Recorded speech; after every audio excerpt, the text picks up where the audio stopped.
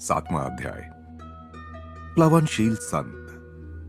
कल रात एक सभा में मैंने एक योगी को जमीन से कई फुट ऊपर हवा में ठहरे हुए देखा। मेरा मित्र उपेंद्र मोहन चौधरी बड़े ही प्रभावशाली ढंग से बोल रहा था।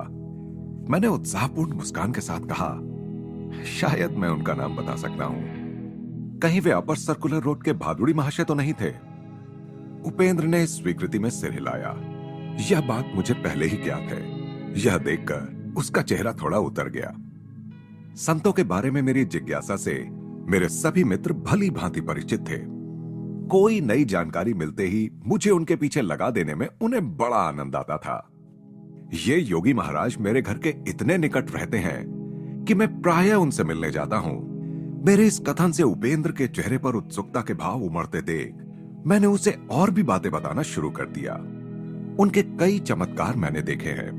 पतंजलि प्रणीत प्राचीन अष्टांग योग के विभिन्न प्राणायाम विधियों में वे निष्णात हैं। एक बार भादुड़ी महाशय ने मेरे सामने भस्त्रिका प्राणायाम इतने जोर से किया कि लगा मानो उस कमरे में सचमुच का तूफान आ गया हो। फिर उन्होंने गर्जन करते श्वासोच्छ्वास को बंद कर दिया और वे अति चेतनता यानी समाधि की एक उच्च अवस्था में निश्चल बैठे रहे। तूफान के बाद शांति का वातावरण इतना प्रभावपूर्ण था कि उसे कभी भुलाया नहीं जा सकता। मैंने सुना है कि वे कभी घर से बाहर नहीं निकलते। उपेंद्र के स्वर में कुछ अविश्वसनीयता झलक रही थी। वास्तव में यह सच है। विगत 20 वर्षों से वे घर के भीतर ही रहते आए हैं। केवल हमारे पर्व त्योहारों के अवसर पर वे स्वयं ही लगाए इस नियम को थोड़ा ढीला करते हैं। जब वे अपने ही अहाते में स्थित सामने की पगडंडी तक जाते हैं, वहां पर भिखारी जमा हो जाते हैं, क्योंकि संत भादुड़ी अपने दयार्द्र हृदय के लिए प्रसिद्ध हैं। गुरुत्वाकर्षण के नियम को ठुकराकर वे हवा में कैसे रह पाते हैं? कुछ प्राणायामों के अभ्यास से योगियों के शरीर की जड़ता नष्ट हो जाती है। तब उनका शरीर हवा में उठ जाता है या फिर मेंढक की तरह यहां से वहां फुदकने लगता है। जो संत योगाभ्यास नहीं करते वे भी ईश्वर के प्रति तीव्र भक्ति की अवस्था में हवा में ऊपर उठते पाए गए हैं। इस संत के विषय में मैं अधिक जानना चाहता हूं। क्या तुम उनकी सायंकालीन सभाओं में जाते हो? उपेंद्र की आंखें कौतूहल से चमक रही थीं। हां, मैं प्रायः जाता हूं। उनके उपदेशों में विद्यमान विनोदपूर्ण चुटकियों और हास परिहास में मुझे बड़ा मजा आता है। कभी कभी मेरे लंबे अट्टहास से सभा की गंभीरता भंग हो जाती है। भादुड़ी महाशय तो उसका बुरा नहीं मानते, किंतु उनके शिष्य खा जाने वाली नजरों से मेरी ओर देखते हैं। उस दिन दोपहर को स्कूल से घर लौटते समय मैं भादुड़ी महाशय के एकांत निवास के पास से गुजर रहा था, तो उनका दर्शन करने की इच्छा हो गई। जन साधारण के लिए उनका दर्शन दुर्लभ था। निचली मंजिल पर अकेला रहने वाला उनका एक शिष्य इस बात का ध्यान रखता था कि उनके एकांत में खलल ना पड़े। यह शिष्य कुछ ज्यादा ही अनुशासन प्रिय था। उसने मुझसे पूछा कि क्या मैंने भेंट के लिए पहले से समय लिया हुआ है। उसके गुरुदेव उसी समय वहां आ पहुंचे और उन्होंने मुझे अविलंब बाहर निकाल दिए जाने से बचा लिया। मुकुंद जब भी आना चाहे उसे आने दिया करो। संतवर की आंखें चमक उठी। एकांत का मेरा नियम मेरी अपनी सुविधा के लिए नहीं बल्कि लोगों की सुविधा के लिए है। संसारी लोगों को उनके मोह जाल को तहस नहस कर देने वाली स्पष्टवादिता अच्छी नहीं लगती। संत न केवल दुर्लभ होते हैं बल्कि वे लोगों को व्याकुल भी कर देते हैं। शास्त्र पुराणों में भी वे प्रायः जन साधारण को वेहवल करते पाए जाते हैं। मैं भादुड़ी महाशय के पीछे पीछे ऊपरी मंजिल पर स्थित उनके अत्यंत सादे कक्ष में जा पहुंचा, जहां से वे शायद ही कभी बाहर निकलते थे। संसार की क्षुद्र उत्तेजनाओं के तीव्र गति से नित्य बदलते चित्रों की ओर संत जन प्रायः कोई ध्यान नहीं देते। केवल युग युगांतर में स्थिर हुए कालजयी सत्यों पर उनका ध्यान केंद्रित रहता है। संतों के समकालीन लोग केवल उनके संकीर्ण वर्तमान के लोग ही नहीं होते। महर्षि, जहां तक मैं जानता हूं, आप पहले ऐसे योगी हैं जो हमेशा घर के अंदर ही रहते हैं। भगवान कभी कभी अपने संतों को अप्रत्याशित परिस्थितियों में डाल देते हैं कि कहीं हम यह ना सोचें कि हम संतों को एक विशिष्ट नियम की चौखट में बिठा सकते हैं। आरोग्य और शक्ति से ओतप्रोत अपना शरीर उन्होंने पद्मासन में स्थिर किया। उनकी आयु 70 और 80 वर्ष के बीच थी, परंतु आयु या निष्क्रिय जीवन पद्धति का कोई अप्रिय लक्षण उनके शरीर पर नहीं था। उनका सुगठित एवं सीधा शरीर प्रत्येक दृष्टि से आदर्श स्वरूप था। उनका मुखमंडल पुराणों में वर्णित ऋषियों के समान था। भव्य मस्तक, भरपूर दाढ़ी, शांत आंखें, सदैव ईश्वर की सर्वव्यापकता पर स्थिर। वे सदैव दृढ़ता के साथ सीधे बैठते थे। हम दोनों ध्यानस्थ हो गए। 1 घंटे के बाद उनकी सौम्य वाणी ने मुझे जगा दिया। तुम प्रायः ध्यान लगाते हो, परंतु क्या तुम्हें कुछ अनुभव हुआ है? वे मुझे ध्यान से अधिक ईश्वर से प्रेम करने का स्मरण दिला रहे थे। साधन को ही साध्य समझ लेने की भूल मत करना। उन्होंने मुझे कुछ आम दिए। अपने गंभीर स्वभाव में भी मुझे हमेशा ही आनंदित करने वाली अपनी विनोद बुद्धि को प्रकट करते हुए उन्होंने कहा, साधारणतया लोगों को ध्यान योग से जल योग अर्थात जलपान अधिक अच्छा लगता है। योग के विषय में उनकी इस शब्द क्रीड़ा को सुनकर मैं ठहाके लगाकर हंसने लगा। क्या हंसी है तुम्हारी? उनकी दृष्टि में वात्सल्यपूर्ण चमक प्रकट हुई। उनका अपना चेहरा सदैव गंभीर ही रहता था, परंतु उसमें भी परमानंद पूर्ण मुस्कुराहट की झलक होती थी। उनके विशाल कमल नयनों में सदैव एक दिव्य हंसी छिपी होती थी। उन्होंने मेज पर पड़े अनेक मोटे मोटे लिफाफों की ओर संकेत करते हुए कहा, वे पत्र सुदूर स्थित अमेरिका से आए हैं। वहां की कुछ सोसाइटियों के साथ मैं पत्र व्यवहार करता हूं, जिनके सदस्य योग शास्त्र में रुचि रखते हैं। वे कोलंबस से बेहतर दिशा ज्ञान के साथ नए सिरे से भारत की खोज कर रहे हैं। उनकी सहायता करने में मुझे खुशी होती है। दिन के उजाले की तरह योग शास्त्र का ज्ञान भी उन सब के लिए है जो इसे प्राप्त करने के इच्छुक हैं। जिसे मानव की मुक्ति के लिए ऋषियों ने अनिवार्य समझा है, उसे पाश्चात्य लोगों के लिए हल्का करने की आवश्यकता नहीं है।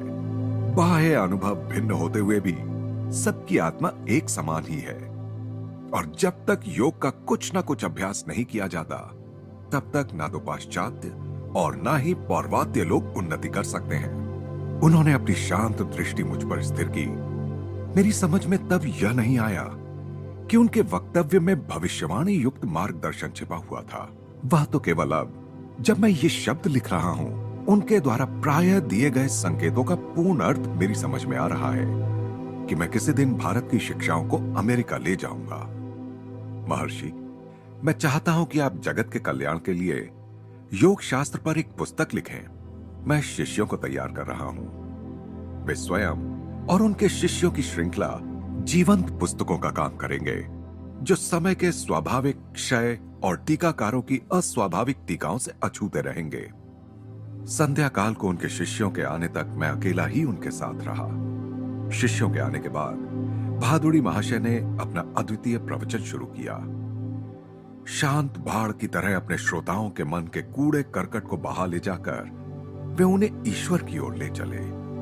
विशुद्ध बांग्ला में वे हृदय स्पर्शी दृष्टांत देते जा रहे थे। उस दिन भादुड़ी महाशय संत संगति को पाने के लिए अपने राजसी जीवन का त्याग करने वाली मध्ययुगीन राजपूत रानी मीराबाई के जीवन से संबंधित कुछ दार्शनिक तत्वों को समझा रहे थे।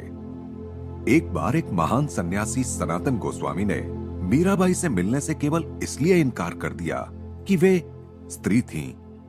उत्तर में मीराबाई ने जो कुछ कहा, उसे सुनकर गोस्वामी विनम्र बनकर उनके चरणों में नत हो गए। मीराबाई ने कहा, महात्मा जी से कहो कि मैं नहीं जानती थी कि सृष्टि में ईश्वर के अतिरिक्त और भी कोई पुरुष है। क्या हम सब उनके सामने स्त्रियां नहीं हैं? शास्त्रों का एक सिद्धांत यह है कि केवल ईश्वर ही एकमात्र सृजन क्षम पुरुष तत्व है। उसकी सृष्टि तो केवल निष्क्रिय माया है। मीराबाई ने भक्ति रस से ओतप्रोत अनेक पदों की रचना की है, जो आज भी भारत में प्रेम और श्रद्धा के साथ गाए जाते हैं। उनमें से एक है, साधन करना चाही रे मनवा, भजन करना चाही, प्रेम लगाना चाही रे मनवा, प्रीत लगाना चाही। नीर नहन से हरि मिले तो जल जंतु होई, फल मूल खाकर हरि मिले तो बहादुर बंदराई। तुलसी पूजन से हरि मिले तो मैं पूजूं तुलसी झाड़, पत्थर पूजन से हरि मिले तो मैं पूजूं पहाड़। तृण भक्षण से हरि मिले तो बहुत मृगी आजा, स्त्री छोड़न से हरि मिले तो बहुत मिले खोजा, दूध पीवन से हरि मिले तो बहुत वत्स बाला, मीरा कहे बिना प्रेम से ना मिले नंद लाला। भादुड़ी महाशय जहां यौगिक आसन में बैठते थे, वहीं उनके पास पड़ी उनकी खड़ाओं पर कई शिष्य प्रणामी रख देते थे। भारत में प्रचलित इस श्रद्धापूर्ण चढ़ावे का अर्थ है कि शिष्य अपनी भौतिक संपदा गुरु के चरणों में अर्पित कर रहा है। कृतज्ञ मित्रों के रूप में प्रभु ही अपने भक्तों की देखभाल करते रहते हैं। उस पितामह तुल्य ऋषि से विदा लेते समय उनकी ओर भक्तिपूर्ण दृष्टि से देखते हुए एक शिष्य ने कहा, गुरुदेव, आप महान हैं। आपने ईश्वर को पाने के लिए और हमें ज्ञान देने के लिए अपनी संपत्ति, आराम आदि सब कुछ त्याग दिया। यह सर्वविदित था कि भादुड़ी महाशय ने बचपन में ही विशाल पैतृक संपत्ति को त्याग दिया था, जब उन्होंने अनन्य भाव से योग मार्ग में पदार्पण किया। तुम ठीक उल्टी बात बोल रहे हो।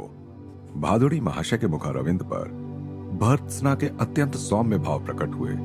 मैंने तो अंतहीन आनंद का विराट साम्राज्य प्राप्त करने के लिए कुछ थोड़े से रुपए और कुछ तुच्छ सुख विलासों को छोड़ दिया। फिर मैंने कोई त्याग कहां किया है? और उस निधि को बांटने में जो आनंद मिल सकता है, उसका मुझे ज्ञान है। इसे क्या त्याग कहा जा सकता है? अल्प दृष्टि वाले सांसारिक जन ही वास्तव में सच्चे त्यागी हैं। वे अद्वितीय दिव्य संपत्ति को संसार के मुट्ठी भर तुच्छ खिलौनों के लिए त्याग देते हैं। त्याग की श्लोक विरुद्ध व्याख्या को सुनकर मेरी हंसी छूट गई, जिसमें किसी भी भिक्षुक संत को तो कुबेर का मुकुट पहनाया जाता है और धन गर्भित करोड़पतियों को अनभिज्ञ शहीद बना दिया जाता है। विधि का विधान हमारे भविष्य की योजना किसी भी बीमा कंपनी से अधिक अच्छी तरह बनाता है। उनके निष्कर्षात्मक शब्द उनकी अपनी श्रद्धा का अनुभव सिद्ध धर्म थे। आज संसार बाह्य सुरक्षा में ही विश्वास करने वाले बेचैन लोगों से भरा हुआ है। उनके कटु विचार उनके ललाटों पर अंकित घाव चिन्हों के समान है। जिसने हमारे प्रथम श्वास के साथ ही हमारे लिए हवा और दूध की व्यवस्था कर दी हो, वह भगवान अपने भक्तों की दिन प्रतिदिन की व्यवस्था करना भी जानता है। स्कूल से छुट्टी होते ही इन संत के द्वार की तीर्थ यात्रा करने का क्रम मैंने जारी रखा। आंतरिक उत्साह के साथ वे अनुभव लाभ में मेरी सहायता करते रहे। एक दिन वे मेरे घर से दूर राम मोहन रॉय रोड पर रहने के लिए चले गए। उनके श्रद्धालु शिष्यों ने उनके लिए वहां नागेंद्र मठ नाम से एक नया आश्रम बना दिया था। यहां मेरी कहानी अचानक कई वर्ष आगे निकल जाती है। फिर भी भादुड़ी महाशय के मुझसे कहे गए अंतिम शब्दों का उल्लेख मैं यहां करना चाहता हूं। पश्चिम की ओर प्रस्थान करने से कुछ पहले मैं उनके दर्शन करने गया और आशीर्वाद पाने के लिए मैंने उनके चरणों पर सिर रखा। बेटा, अमेरिका जाओ, युग युगांतर की भारत की महिमा को अपनी ढाल के रूप में ले जाओ। विजय तुम्हारे ललाट पर लिखी हुई है। उस देश के भले लोग तुम्हारा हृदयपूर्वक स्वागत करेंगे।